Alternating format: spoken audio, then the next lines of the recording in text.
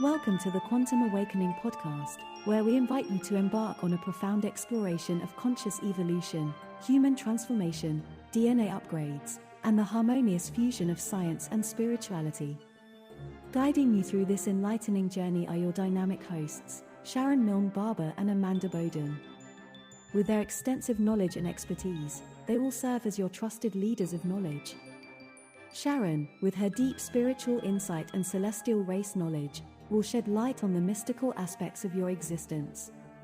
Meanwhile, Amanda will share her expertise around manifesting, mind-body-soul connections, and how science and psychology are intertwined with spirituality. Join us on a transformative journey to enhance your perspective and to bring you enlightenment. Welcome to our podcast, Celestial Beings. And I'm Sharon Milne-Barber, and I have with me Amanda Bowden. Cool. Don't know why I said it like that. Sounds wonderful.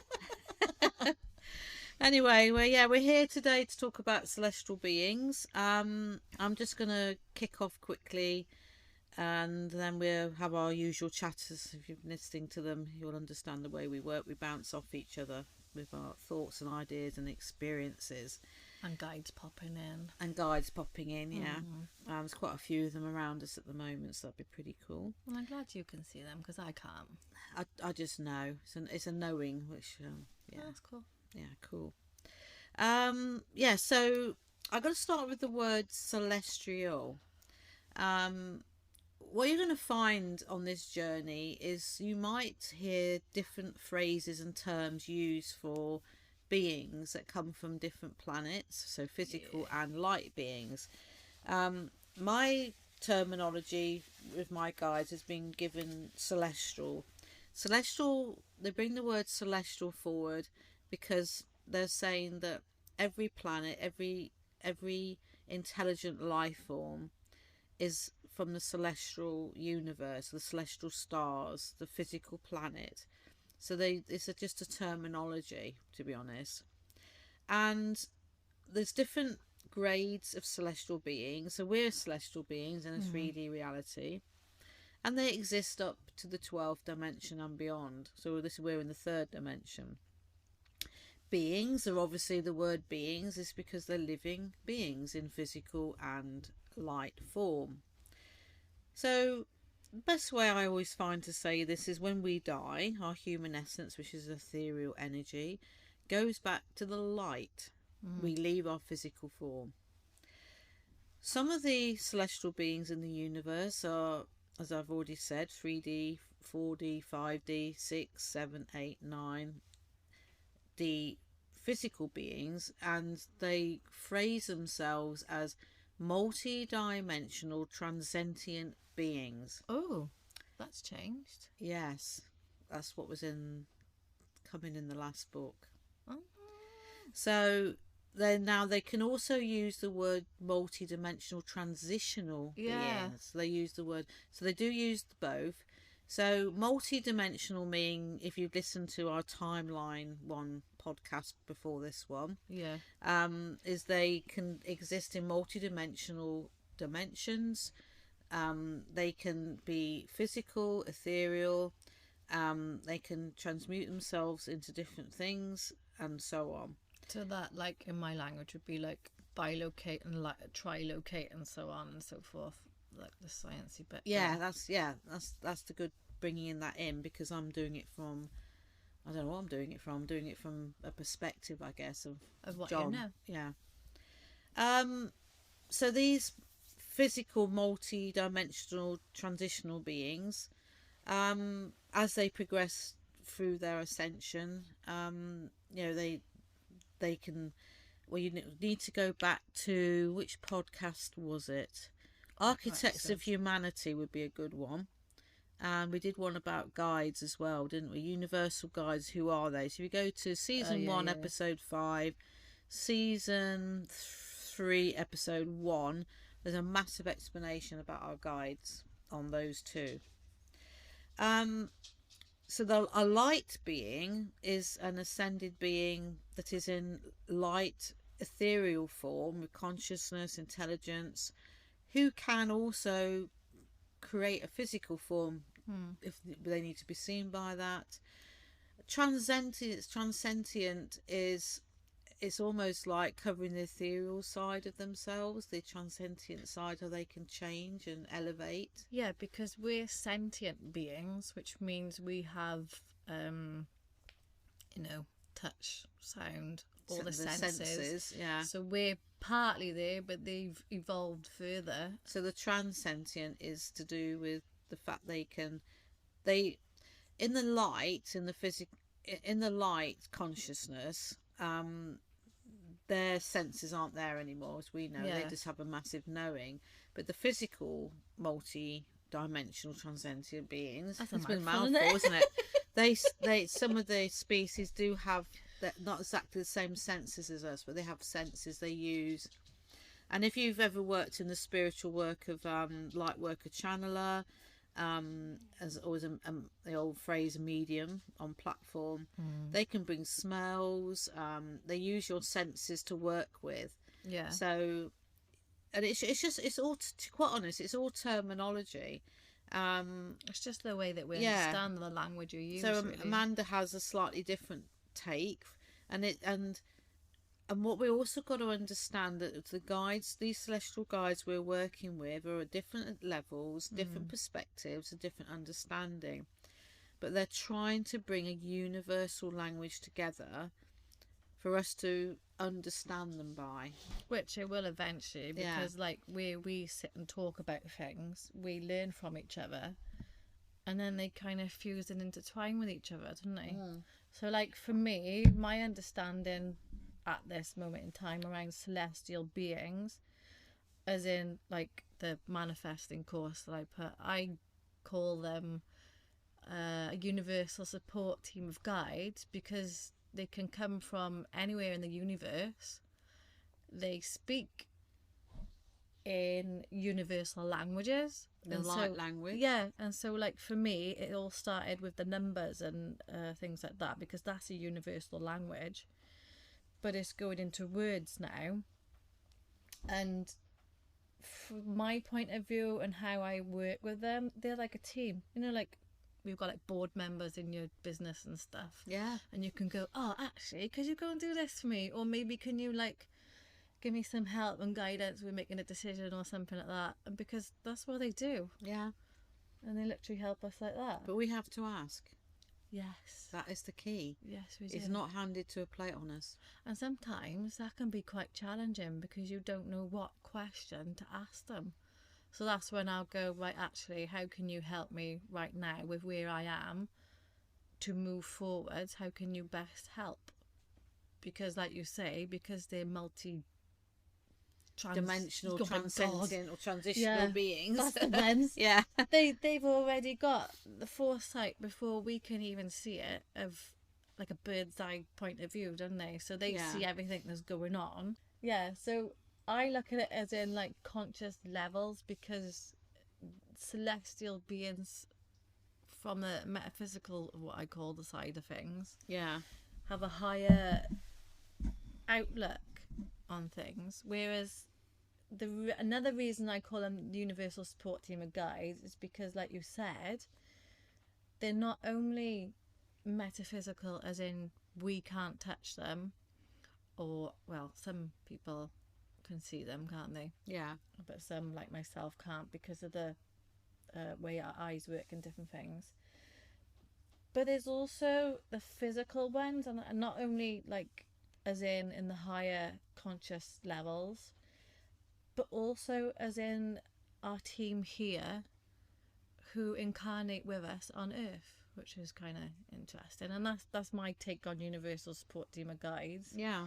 But like you said, like they rather be called celestial beings and celestial races, because those, like we spoke about before on an episode somewhere, who call themselves aliens are the ones that have been kind of cast out because they've chosen a different direction. So that's another reason for like using celestials. Yeah, it's just to start to define. They want to define that they're working for the higher good. We might question our what free will and stuff do we have as well, obviously under this umbrella of these architects beings that look after us. And they make it very clear that the reason they only ever use the word alien is because of the behaviour, even of humans, is alien to them, the way we can behave, and obviously the negative side of our behaviour. Yeah, well, I guess the universal guides or celestial guides, they only ever use that word in terminology for that type of behaviour in the universe. Yeah, because like with human language, you use like alienate, and it kind of alienating people from goes with the negative side of language, doesn't it, really, when you say it out loud? So that would make sense, really. So these beings, well, there's millions of them. It's you can't, anybody that says it's just us in this universe, I would say that you need to go to the psychiatric hospital because somebody said to me the other day, "Oh, aren't you worried about the white coats turning up?" And I went, "No, because I see and know the truth." So I wear one of those every Monday and Tuesday in my other job, though. There you go. So I've already got one. So you said about seeing them. It's very interesting because in my work, when I run workshops, the energy can be really powerful, especially if it's a trance workshop. And I have had the honour of physically seeing the presence of one. Now, you said about the metaphysical level. Yeah. So they're coming in to our... They don't actually come... They come telepathically into the 3D energy, but they're standing back in this fourth, fifth dimension layer that exists on Earth. This energy exists on Earth. So they could be like holograms, essentially. Yeah, like and projecting. They can, and sometimes I can see them. Yeah, clearly, not in my mind's eye, not in my not clairvoyantly, through my eyes, which is awesome when that happens. But it takes a lot of energy to sort of manifest in that way that I could see him. And when it happened, not the last workshop I did, the trance workshop before that, it was somebody sitting opposite me, and her guide was connecting with her, and I saw him as clear as day, and I was like, oh my God, I'm physically seeing this alien being standing behind her in this energy, and it was like I could see the other side of the room through him. What was he? He was like, you could probably understand as like a grey with a big head, but he did have what I would understand as like some sort of clothing on him. Oh, was this the workshop I was sat in on? No, this is one of the trance ones. Okay. Yeah, and I saw that person was at the workshop you sat in on. That's what I was thinking. And I did see his face. I could manage to see his face, but before it was like a full body I saw, and it was like when people say they see a ghost and they can see through the ghost. This is quite often the energy of that human essence coming back as their form, ghosts, to and you can see. Yeah, my experience was I could see through him, and he was trying to materialise. So transient to me would be that meaning. Yeah, so it was it was amazing because you can but see them, clairvoyantly see him as well very clearly. That's so cool. So I was working with a lady the other night, and we were doing the artistic exercise I do with people, if that's what they need, because she's very visual. She gets messages very visually. It's not trance, it's spiritual development. Yeah. And clear as day, and it's like I see the face or see him, and then when you start to draw, it just comes out on the paper. I can't describe what it's like. It's like they telepathically... So this celestial being then appeared on this piece of paper, and I'm like, blimey, where did that come from? That's cool, though. Yeah, so it's like another form of channeling. And of course, what our celestial friends or universal guides, our teams, are working with us. We all have one. Every human on this earth has got one. Well, that's what I was going to say, because like in NLP, we're taught that you've got the visual, obviously your senses, isn't it? Visual, through your sight, kinesthetic, as in touch, feeling. What's the other one? VK, audio, the sounds that you hear, and AD they call it. So like digital audio. Oh yes, yeah. Oh, no, yeah. Audio, digital. Sorry, so that's your thoughts in your mind, and then sometimes that's what they do. They pop ideas in your head, like inspire you, or do something like that, or pop suggestions in. And so, like, our guides, like you said, work with us in different ways, which is fascinating because then they have to learn how we work. Definitely. And how best to communicate with us and what senses, because like you said, that lady's visual, and that's pretty much how I work, and why the numbers that I use on my Master Miracle Manifester, which are called universal numbers, have worked really well because they're outside of me. And for those of you who know around like autism and things like that, it's easier, and it knocks your brain into like a kickstart kind of thing. So it's like, oh, it's outside of me and you can see it. And so that's why I kind of understand why we're going through the numbers to the words, because it's weird. It's going from like guidance through the numbers because they're like flashcard things, but it's going into words that are used for like I'll explain it. Literally, I'll see a word on a number plate, I don't know, about 5 minutes before I'm going to be somewhere else. And then someone will either say that word.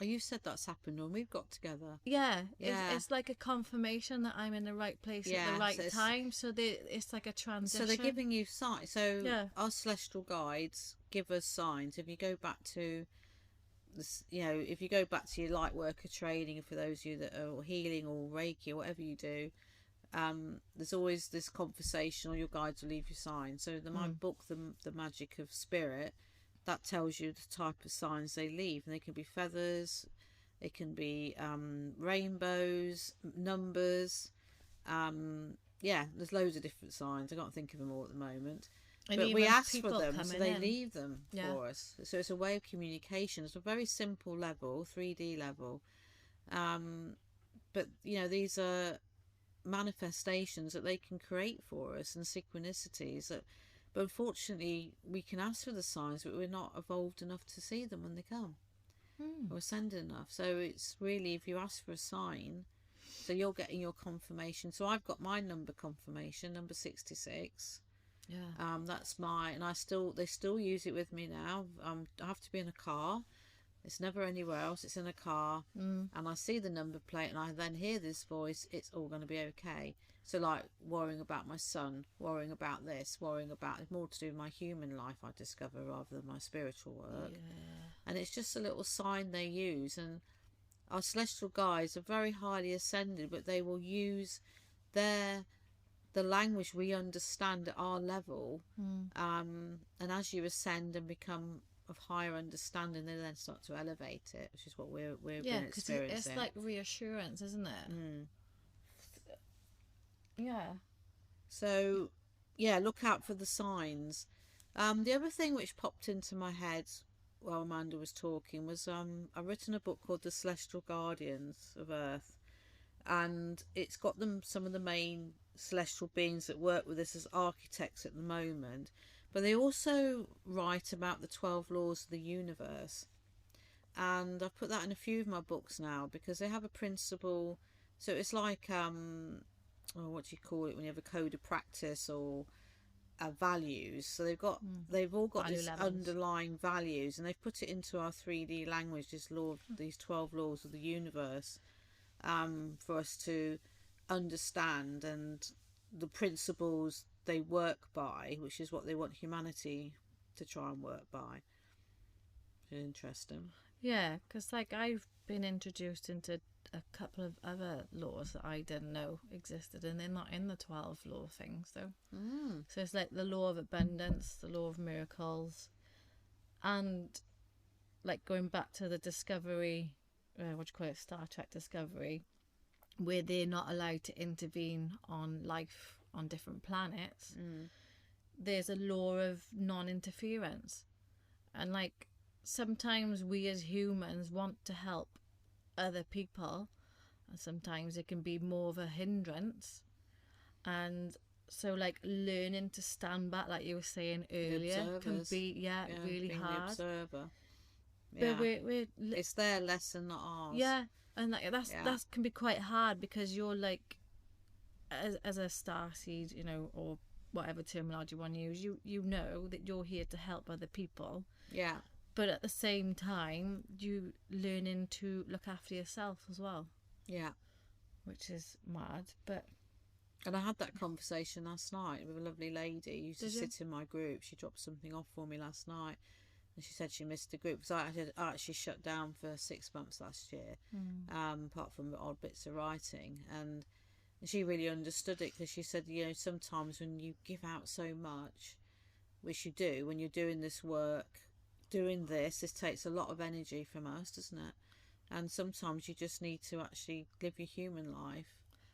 Yeah. And let this slide a bit, and then it comes back wham bam full force when it comes back in. No, and now you're talking about that comes to like another law that I don't know if it comes under the 12 laws. It's like the law of equilibrium, so like balance. Polarity, it's called. Polarity. Yeah. Okay. They're all there. Manifestations there.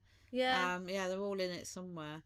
Yeah, polarity they call, and they give the example of the Earth polar axis for that, how everything has an alignment, and the polarity of your existence and everything. Oh, that's cool. But they put it into like a paragraph. Yeah. I was gonna say, like, for me, when you talk about polarities, it's like noticing like different arguments and different things that get pushed out on media, and then people are like, oh yeah, I'm down this end and I'm down that end. But then eventually we'll go into the quantum unification timeline, because those polar opposites will come in together. Yeah. And work It'll all together. kick off when that happens. Oh yeah, probably. But yeah, so like yesterday, what was I doing yesterday? I was watching, surprise, Star Trek Discovery, which, because you like that program, don't you? I know, but every time I'm writing a book, right, I watch that, and then it's like, oh my god, this is connected to our podcast. Yeah, they get me to watch stuff when I write as well. It's funny, isn't it? But it literally led on to, like, because I asked a question. I asked my guys, I was like, right, well, all these coaches that I see networking have got all these different skills, and like I do all of that, so how can I like I don't know the word for it, but like put all into one thing? And then coming off the Star Trek Discovery, and I can't remember where it came from, so it came towards like anthropology, because the way that the captain was working with the other planets is a bit like how our guides work with us. So they got to learn different languages, the linguistics of what we use, our cultures, our backgrounds, origins. Understand our perception of our reality. Yeah, exactly. It's a hell of a lot for them to cope with. So like the human name for that I found the closest into what I do around behaviours, like limiting beliefs, your values, mind-body connections, soul connections, physical and non-physical, and stuff like that, was anthropologist. Oh wow. Yeah, so you could call our guides anthropologists if you wanted to, I guess. Yeah, it's well, oh my god, it actually amazes me, like, because what you just describing about how you've got to that experience to get to that word is your guides guiding you to that point which you needed for your next leap of whatever you're going to do. Well, last night it's amazing the way they work. Well, I was like, oh my god, I know what you're doing now. This is for the podcast episode tomorrow, because I don't quite know, or didn't quite know where I was going to fit in. So I was like, right, they've given me stuff for that, but also from like the blue race perspective, who are a celestial race, and my higher self, going from the one part of the journey where you're kind of healing yourself and learning and going through all different kinds of contrast to get to this point in time, looking at another different perspective now of coming out from that part of it and then evolving to realising that's the actual purpose, is to do what I'm doing as a coach, which is mad. I do know some of our or quite a lot of our celestial guides that work, or our guide teams that work with us, have had Earth incarnations, so they can experience what we were saying about our perspective. But some of them, as John was having this conversation the other week, my guide, he's had two Earth lives. One was back in about the 1600s, where he was a soldier, and he died young, and then he came back again as a professor in Philadelphia, and he died at 57 heart attack. He wanted to experience a life again, but the thing is, what they're finding is they can experience that Earth life, and they get that perspective from that time frame. But of course now we're like how many years on? So what was that, 50s? That's 50, 70 years on or so. We're a completely different human race, and they don't have time to keep incarnating. So the guides that work with us closely, all the knowledge they gain from us, our perspectives and everything we're doing, goes back into this quantum domain, intelligent, universal knowledge pot, whatever you want to call it. Let's call it a library of knowledge and make it easier. And instead of having to use this massive long phrase every time.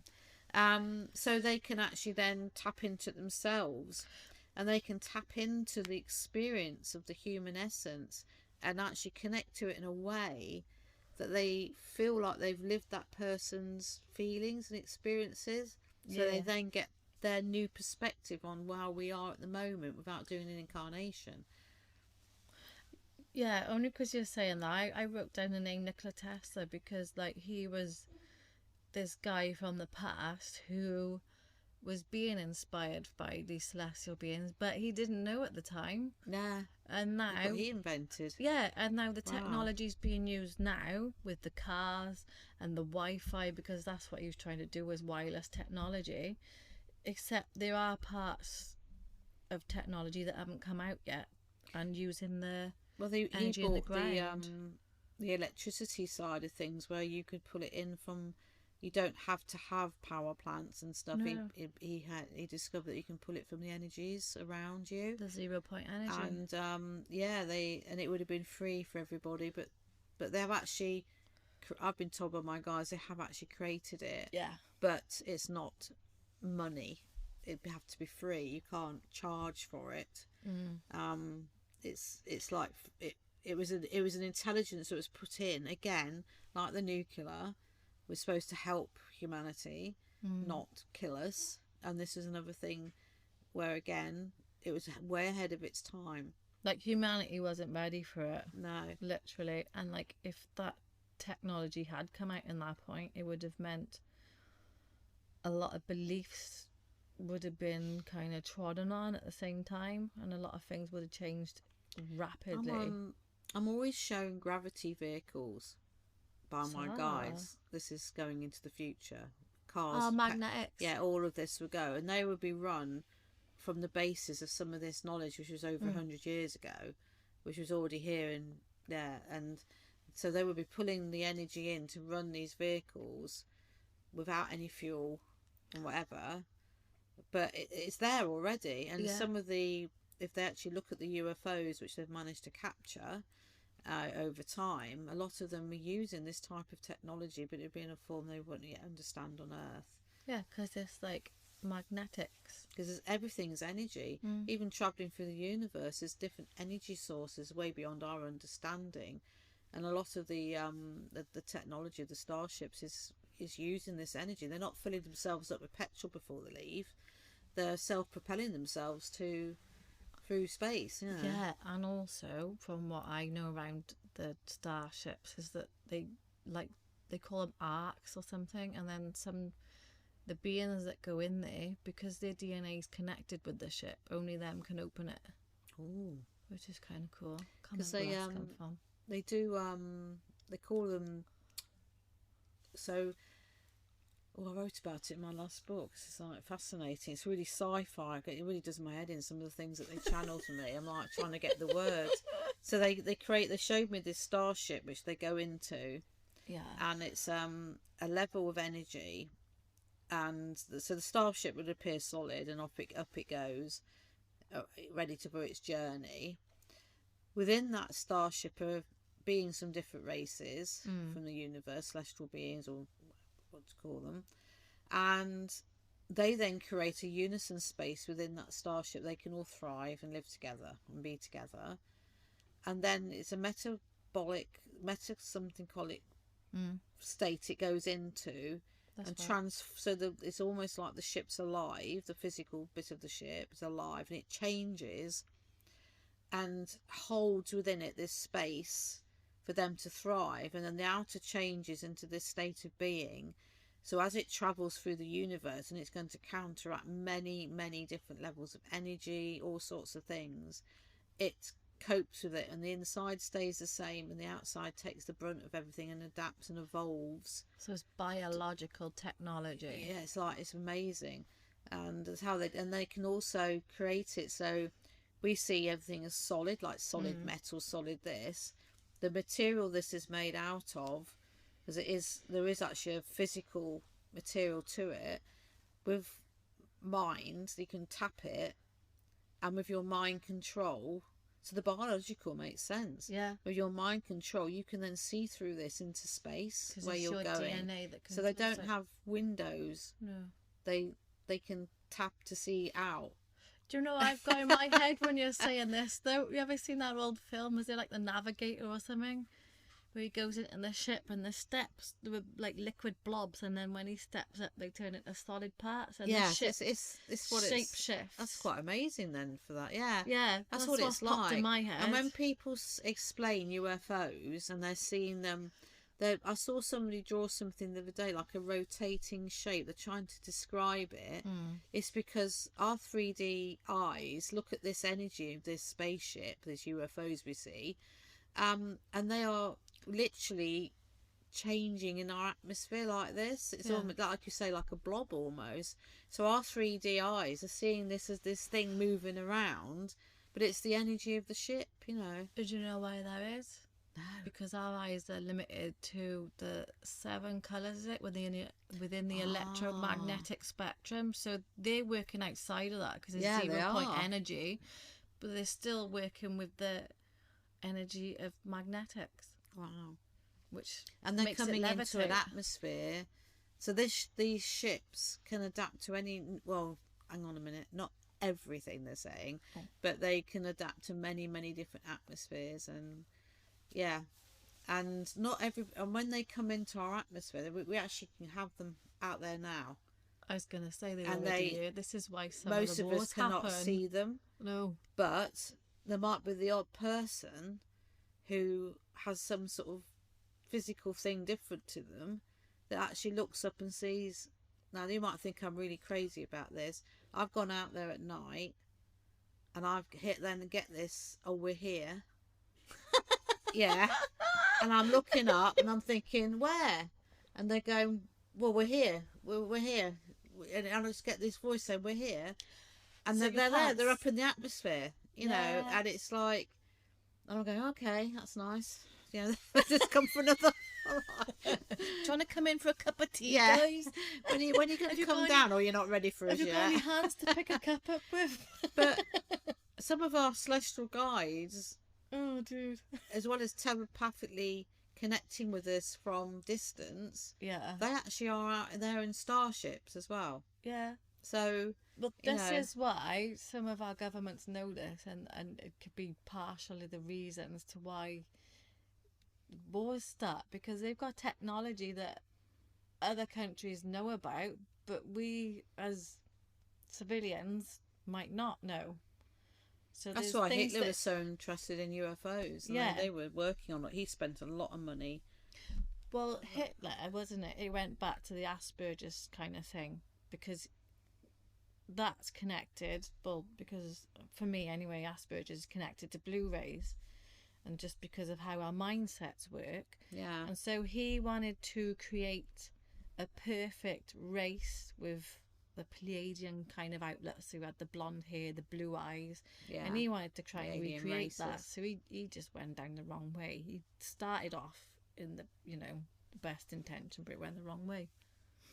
And it's funny, the phrase I've heard all the way through my spiritual development is you will get a guide that suits you. So the celestials are individual beings, races, different ways of thinking, different ways of behaving. I imagine some can be more logical, some could be more creative. So we will get a guide to guide us as individuals that suit our personality, our way of thinking, the way our brain is set up, because we're all different. Amanda coming in from the science side, and some of the things she understands. Even talking now, I'm sitting there going, and I try my best, but we don't worry.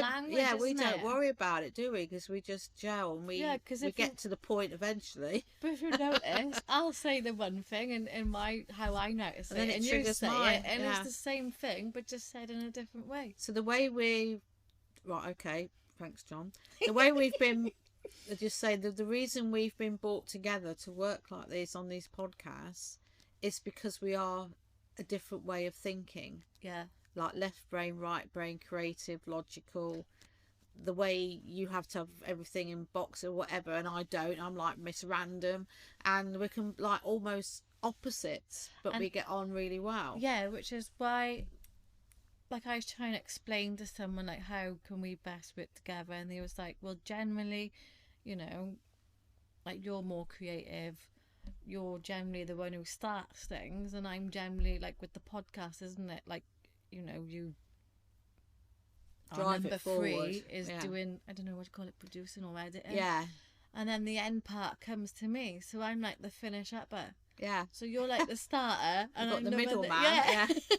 you sweep up the bits at the end and put it together.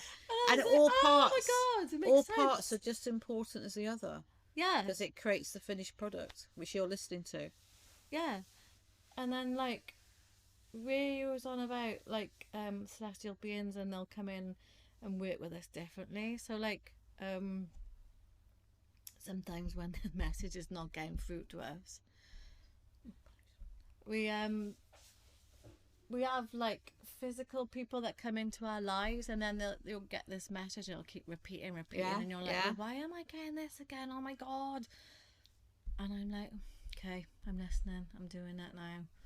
So we get that kind of thing as well coming in, and that's where you can have the physical part as well here, as well as the more ascended races who help us, but they're all for the benefit of us and of all the celestial races. And I'll say that if you listen to these podcasts and you hear us talking about our guides and we're doing this and we can hear them, we're doing all of that, just trust that they are with you. You have your own team, but where you are on your ascension level will be to where your understanding is of them. And if you do want to start communicating with them and you want some help or you need some healing to help you communicate with them, because quite often our human barriers or trauma can stop that connection. Me and Amanda work in different ways, but we can help you with that work to get you to connect, learn about your soul, learn about how, you know, some trauma can be healed, how you can, you know, mentally manifest, how you can make your life better from the science, from the spiritual side. So they combine together, don't they? Yeah, because it's like, as a human being, our minds can limit us in that way, and then we get like blocks. And so like when you go to somebody else who's got an outside perspective, because sometimes when you get stuck in your own emotions you can't see it because it's a blind spot.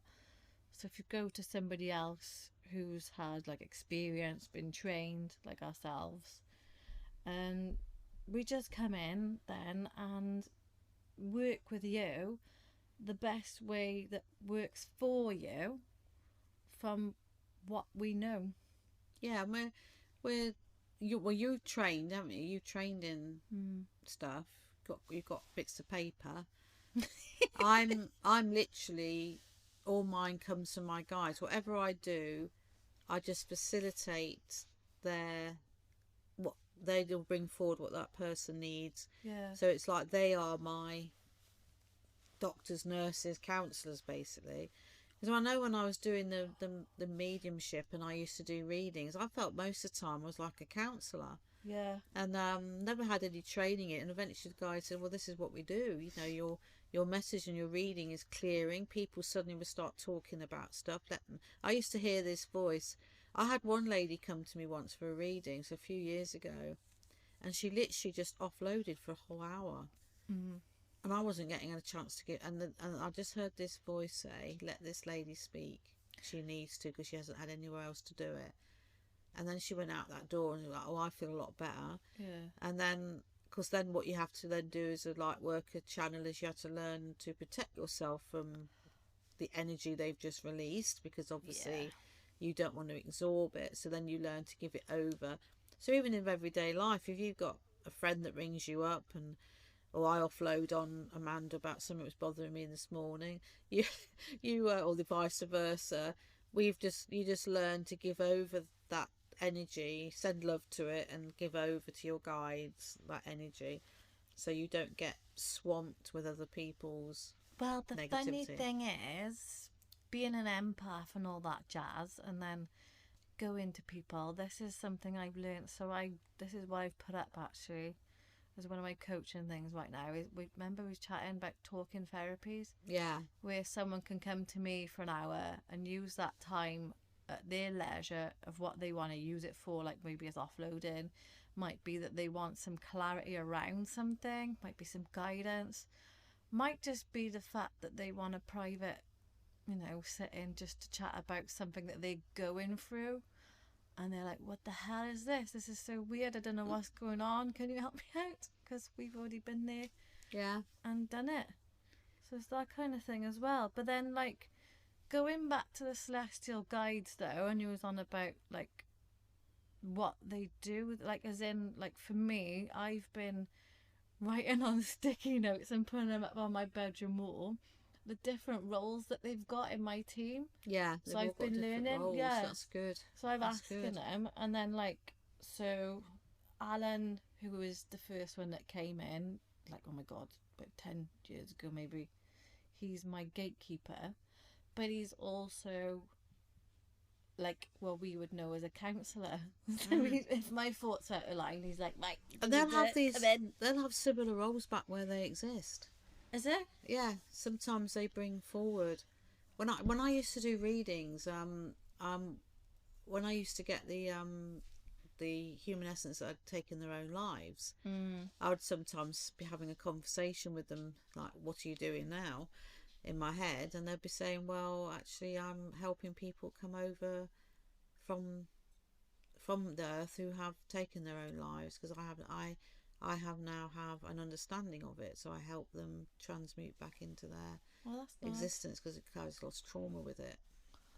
So we are literally like guides in training, really. That's what it feels like. Yeah, I think our guides are amazing, and what you're saying, but they've all got different roles. We have they do class themselves, so like trance guides can also have other roles.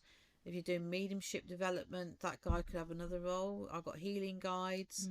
My latest guide, Sam, is what he calls a runner.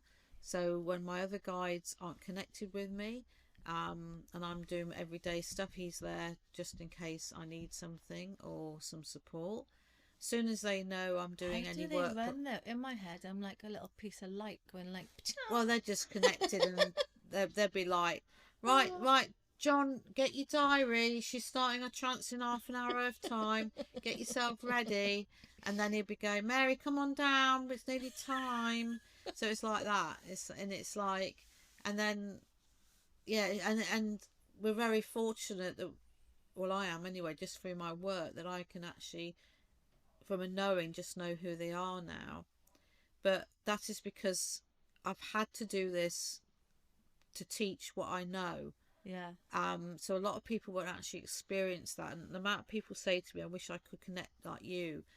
It, not being egotistic, it's taken years of work to get to this point, and that's because I need to teach out what we need to know from our celestials for us to evolve and ascend. Yeah, because for me, I came to you years ago, and like at that moment in time, my head was so busy more than it is now. And it's taken me years to learn how to meditate. Yeah, it's not an easy path. No. But then, like, with our guides as well, like we was on about them. So like we also have the guides like John. No, is it John or is it Mary that has another? Mary lifetime? hasn't. So there's also that type of guide as well, and like I've only just learned over the last couple of weeks. I've got a new guide, and her name's Helen, and she's the same Salatorians. yeah kind of thing as we would know them as archangels, because I always go, Archangel Michael, can you please surround me with They're from blah the blah same blah. It's the same realm. Yeah, They come, and within their realm there's different existences.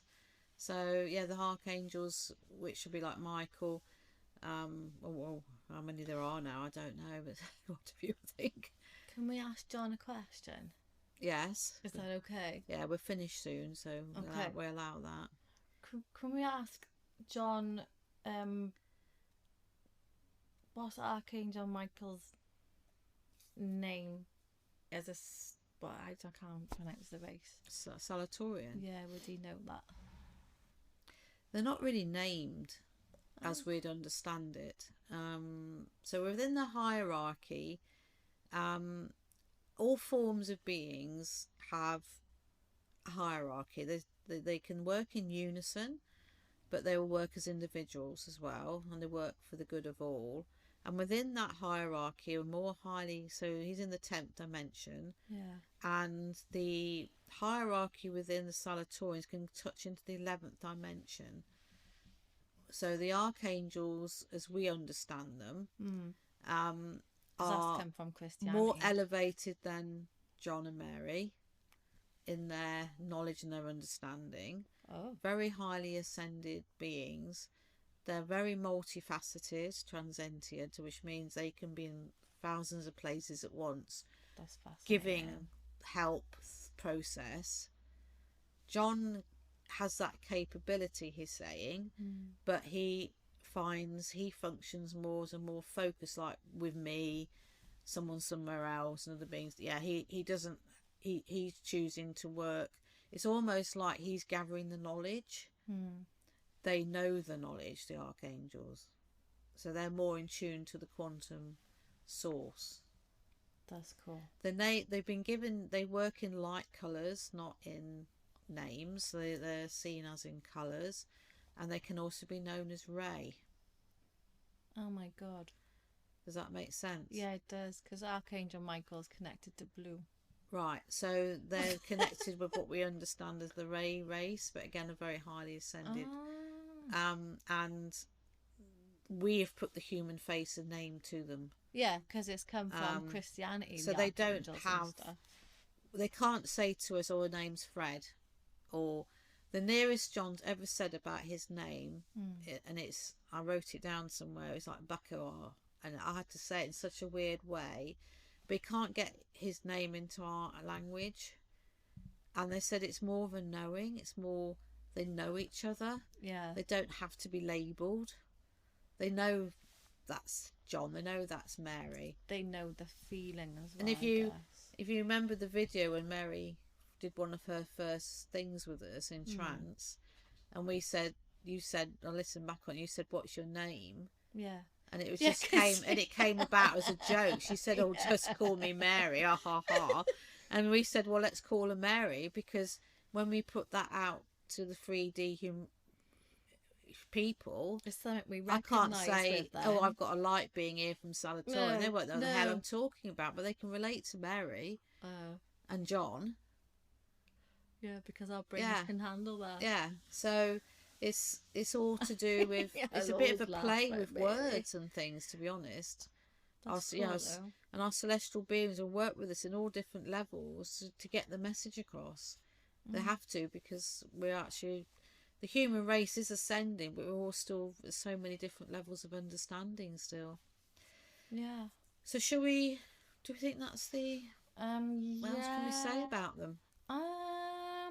If you want help tuning into them, then contact us, and there's books we've written that talk about them and things, so you know. Yeah, I think that's a good point to end, because my brain's frazzled. I don't know about people listening.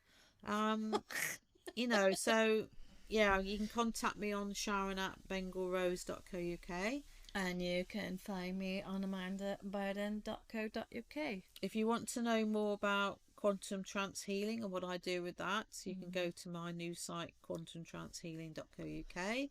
Which, by the way, guys, I always put them in the description part, so I don't know if people notice on the podcast, so our details are always in the bottom of there if you scroll down, because if you forget, then you can always find it on there as well. And your timeline therapy as well. Timeline therapy.